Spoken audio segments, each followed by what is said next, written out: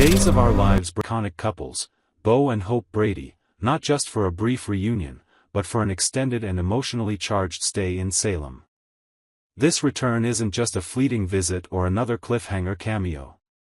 No, Beau is staying longer than expected, and the reasons behind his prolonged presence are deeply tied to love, regret, family redemption, and the painful road to forgiveness.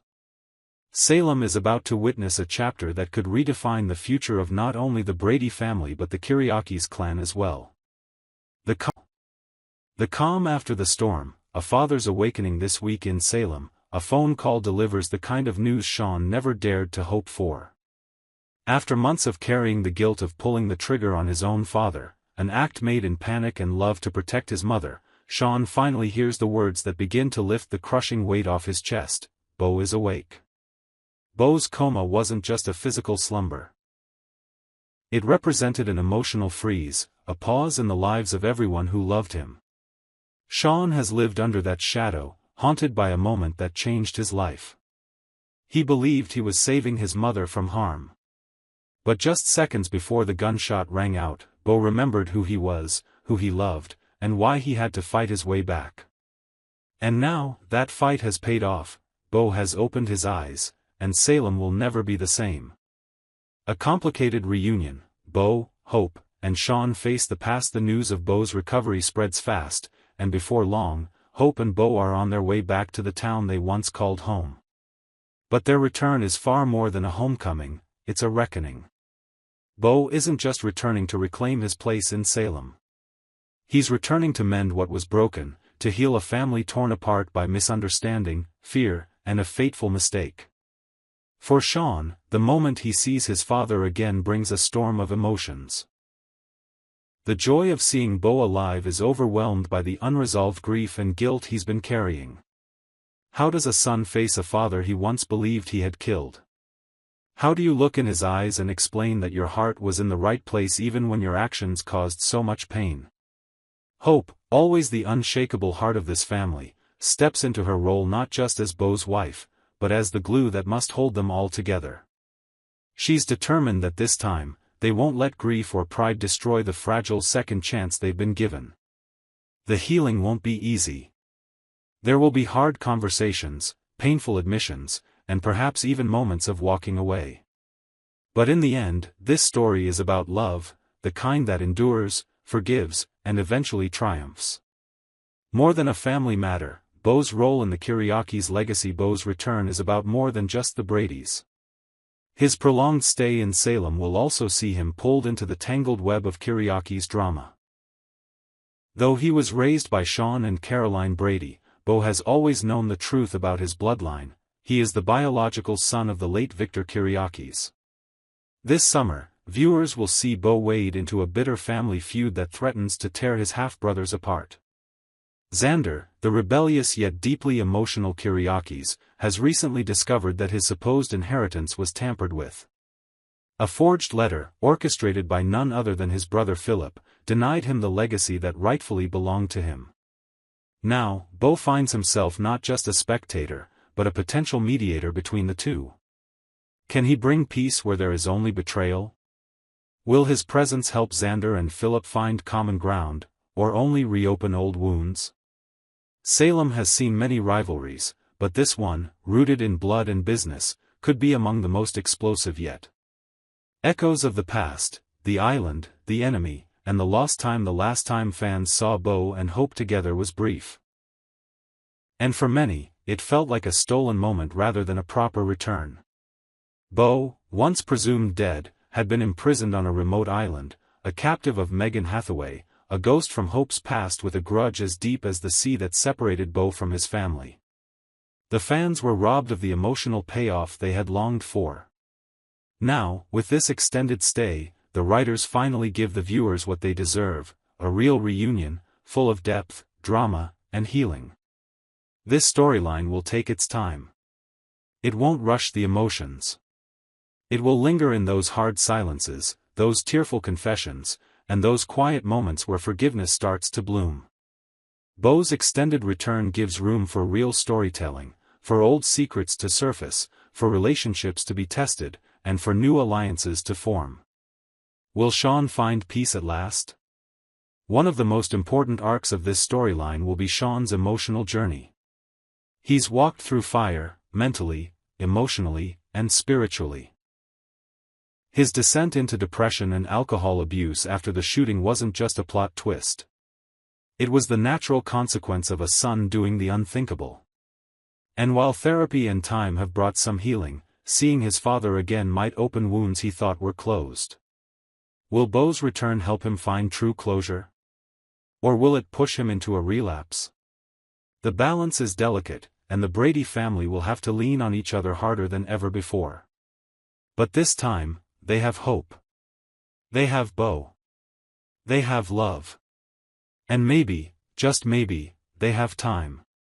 Don't miss what happens next as Beau and Hope settle into Salem for what promises to be a longer-than-expected stay. Days of Our Lives prepares to tell one of its most emotionally layered stories in years.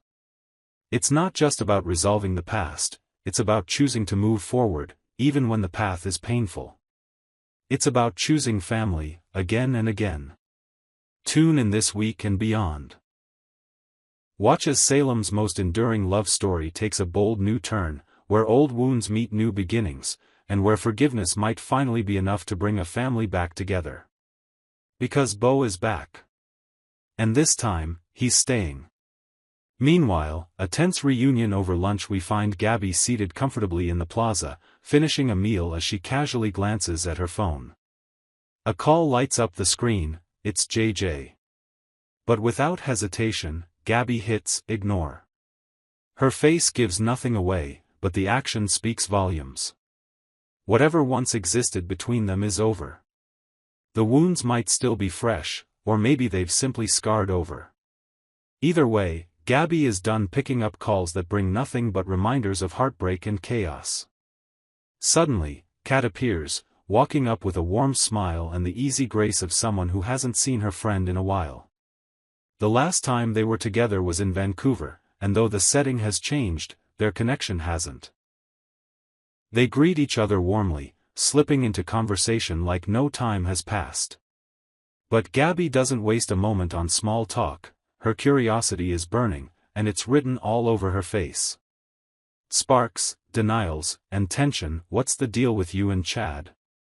Gabby blurts out, eyes narrowing with a mischievous glint. She's always had a knack for reading people, and right now, she sees more than Cat is willing to admit. There's a spark there, one that's hard to hide.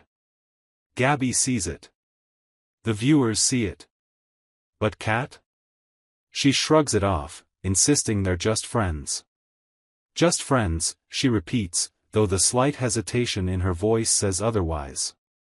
Cat tries to steer the conversation elsewhere, asking if Gabby and JJ had come to the recent fundraiser. That's when things take a turn. Gabby's expression hardens, and she shares the story that many in Salem still struggle to believe, her breakup with JJ and the murder charge that tore everything apart. Her tone is bitter, her words laced with defensiveness. She didn't shoot EJ, she says. But the world thinks she might have. And, in a moment of barely concealed fury, she adds that EJ deserved it anyway. A classic Salem showdown. Just as Gabby utters those venomous words, a familiar voice interrupts the moment. Susan steps forward, her face a mix of horror and outrage. She wastes no time chastising Gabby for her words. "You're mean, mean, mean," she cries, her finger pointed like a dagger. The scene unfolds like a classic Days of Our Lives moment, emotions high, tempers flaring, and no one backing down. Gabby, never one to shrink from confrontation, snatches Susan's outstretched finger in a flash. Her voice is ice. "Get out of my face," she growls. The air between them crackles with animosity. But Susan isn't finished. She spins on her heel, eyes blazing, and points again, this time not just with anger, but with eerie certainty. She claims Gabby was there the night EJ was shot. Not in the abstract, not metaphorically, Susan says she feels it in her bones. Gabby freezes. She remembers. She wasn't inside, but she was there. She saw EJ through a window, pouring himself a drink. But she was outside, wasn't she? The memory is vague, unsettling, and far too real for Gabby's comfort. Still, she denies everything, insisting Susan is imagining things. Cat, caught in the middle of this emotional brawl, stands in awkward silence. It's clear she doesn't know what to believe. A stunning revelation then, like a thunderclap, Susan drops a bombshell that sends Gabby reeling. EJ is awake. The words hang in the air, changing the atmosphere in an instant. Gabby's face turns pale. She thought the past was buried, locked away in a coma, never to resurface. But now? Now the man at the center of it all, anger, heartbreak, revenge, is conscious.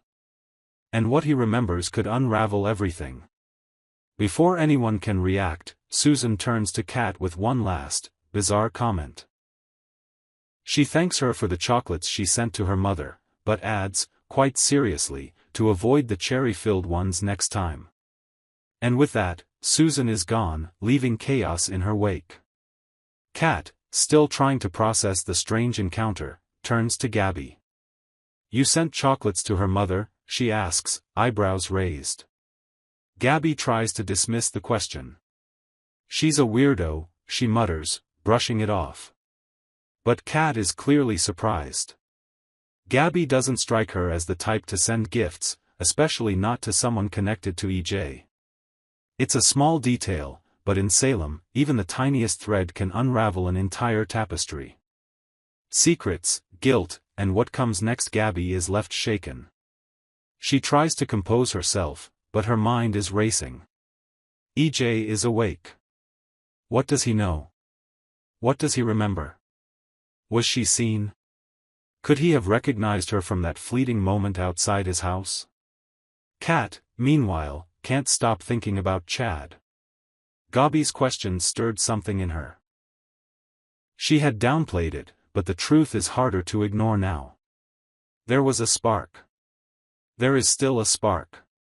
And the more time she spends with Gabby, and gets caught up in the wild swirl of Salem's never-ending drama, the harder it becomes to pretend otherwise.